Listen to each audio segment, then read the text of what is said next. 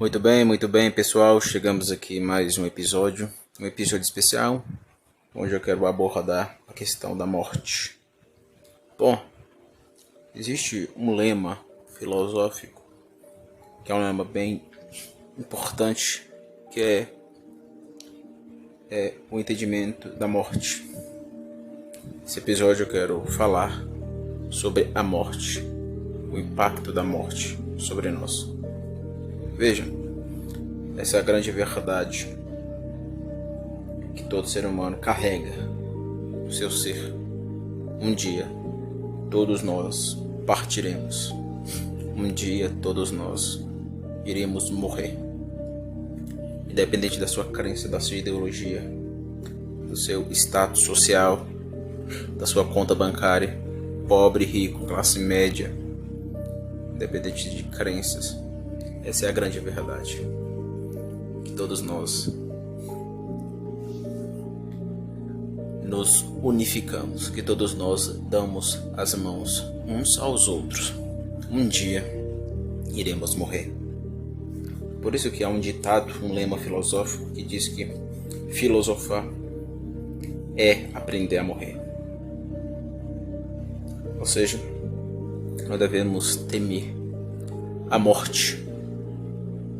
Para muitos, a morte é o fim. Para outros, a morte é só o começo de tudo. Veja, nós seres humanos estamos o tempo todo buscando desvelar aquilo que se apresenta. Por exemplo, foi estudar determinada ciência. Qual é o seu objetivo? Você quer que algo se desoculte, saia da escuridão e vá para a luz, se revele. Toda ciência, todas, estão buscando isso. Pessoas passam décadas atrás de décadas estudando determinada área, buscando justamente desocultar aquele que está ocultado, a revelação. Então, a realidade, ela está oculta, claro, desde que o Homo sapiens religioso, desde que o Homo sapiens religioso se levantou, isto é, o homem que sabe, e esse homem que sabe, ele é religioso, desde que ele se levantou. Ele se levantou tentando desocultar as coisas, fazendo com que o mundo das coisas se revele. Então esse é um princípio.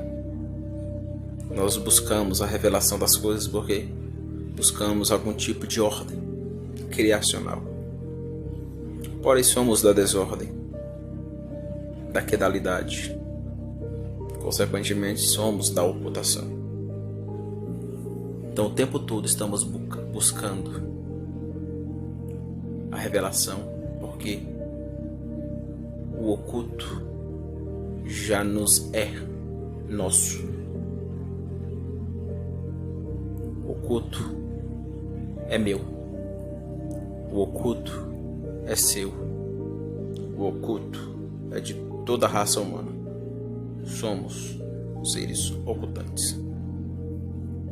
Porém, entendendo esse princípio da ocultamentalização, ou seja, o oculto, existe algo que não se revela em vida. É justamente a morte.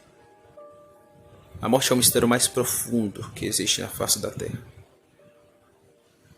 A morte, ele intriga todo ser humano. Bom, eu posso reagir afetivamente, intelectualmente, em relação à morte. Posso não temê-la. Posso não ligar para ela. Mas uma coisa é certa, em algum momento das nossas vidas, nós pensaremos em algum momento das nossas vidas sobre o que é a morte, o que é morrer. É o grande mistério.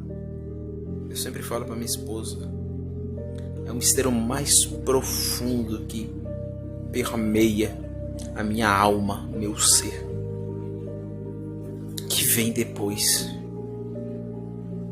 O que acontece na morte? Veja, eu tenho uma fé cristã e pela minha fé eu entendo que existe um pós-vida. Depois da morte, depois dessa vida, existe um mundo espiritual. Mas mesmo isso reverberando sobre a minha memória, a minha imagética, o meu eu interior, a minha psicologia, mesmo assim, a morte apresenta-se como um princípio tão longe, mas ao mesmo tempo é tão perto. A morte é tão oculta que ela não se desvela, mas ao mesmo tempo ela é tão verdadeira e sólida que toma o ser e penetra nas entranhas do nosso ser. Então a morte é o grande mistério. A morte é um grande mistério. E é o tema mais profundo. O que vem depois? O que acontece depois daqui? Então esse é um tema muito profundo. Mas por que eu estou falando da morte? Porque eu quero ler o meu necrológio. O que é o necrológio? Necrológio é um exercício que o Olavo de Carvalho, logo no início do COF, ele nos ensina a fazer, que seria o exercício de morte, que te faz meditar diante toda a nossa vida. Então, o necrológio serve para você meditar quem você quer ser. Você morreu. Será que você conseguiu realizar tudo aquilo que você pretendia?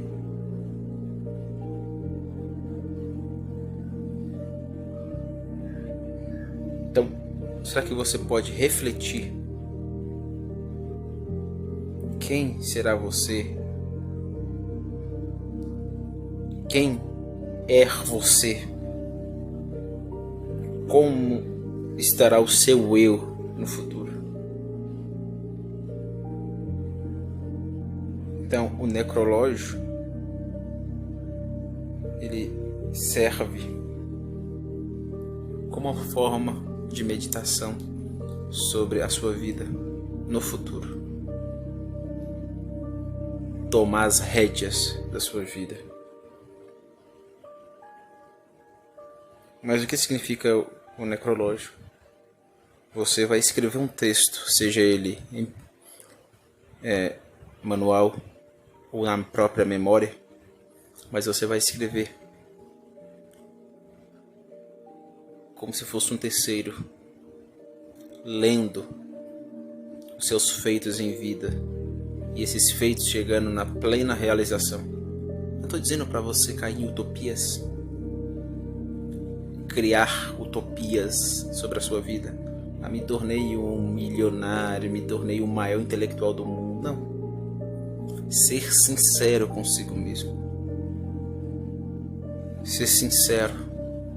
Colocar o seu coração nas mãos e falar com toda sinceridade.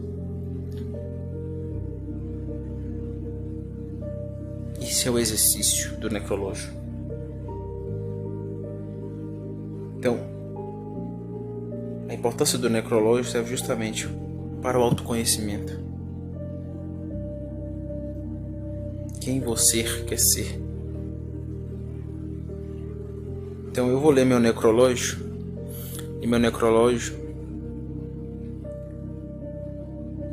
eu coloquei aqui o meu filho Joseph, claro, adulto, lendo.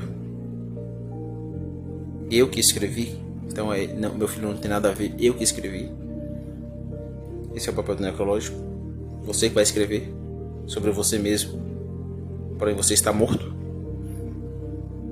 Sobre as suas realizações.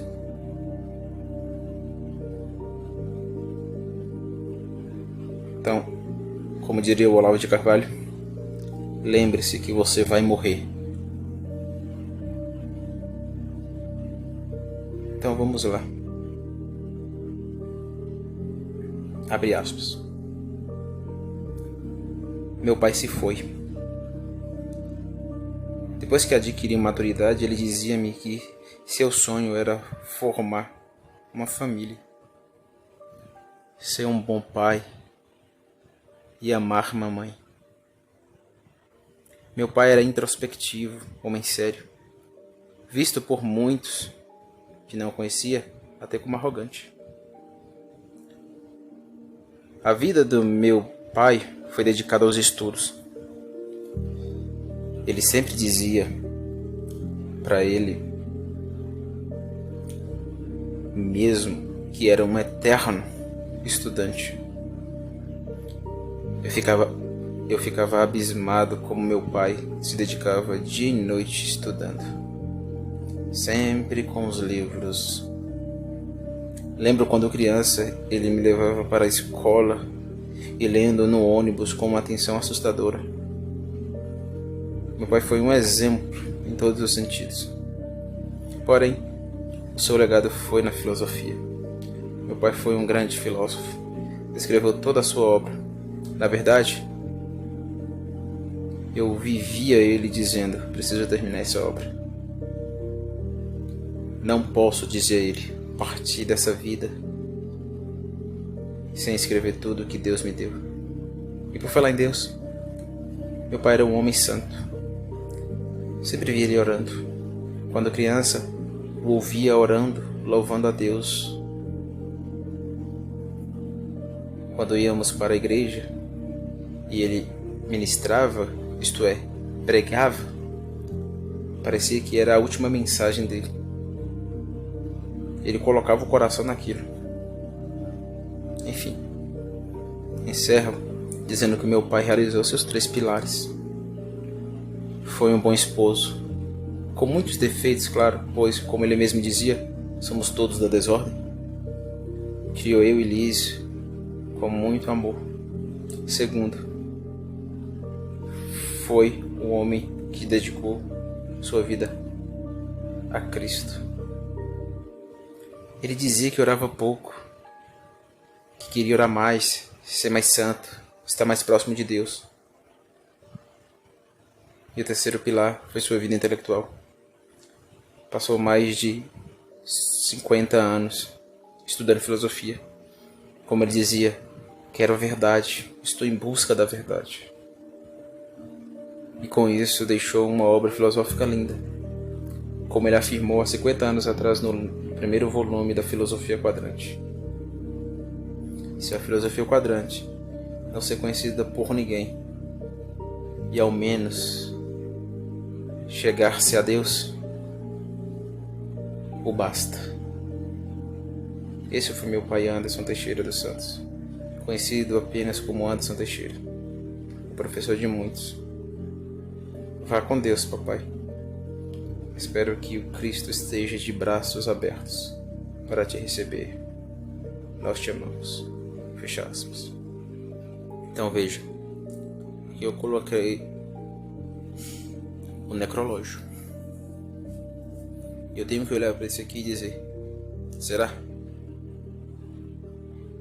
que eu estou realizando, o que eu acabei de ler. Veja, o terceiro pilar aqui do necrológico trabalha justamente a questão intelectual. A questão intelectual é urgente. E no Brasil, se tem uma coisa que vai te marcar se você se dedicar a uma vida de estudos de intelectualidade, é a solidão. Se prepare para sofrer sozinho. Enfim, como diz o Olavo, quem durar mais vence.